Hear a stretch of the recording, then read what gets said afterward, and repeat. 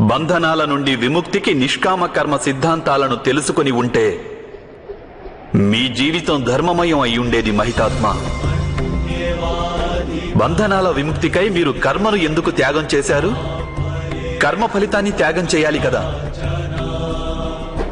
ఇంకొకరి ఆదేశాన్ని కర్తవ్యంగా భావించేందుకు మారుగా మీ కర్మను కర్తవ్యంగా భావించి ఉంటే అప్పటికీ మీరు బంధ విముక్తులై ఉండేవారు. ఎన్నో సంవత్సరాలకు పూర్వం మీరు ప్రతిజ్ఞ చేశారు. అప్పుడే మీకు భవిష్యత్తు ఏమిటన్నది తెలుసా? పరిస్థితులు మారిపోయాయి మహితాత్మ. కాలంలో పరివర్తన వచ్చింది. కానీ మీరు మీ ప్రతిజ్ఞను విడనాడలేదు. అలాగే ఎటువంటి మార్పును మీరు ఆహ్వానించలేదు. దానికి పర్యవసానంగానే నేడు ఈ యుద్ధం జరుగుతోంది.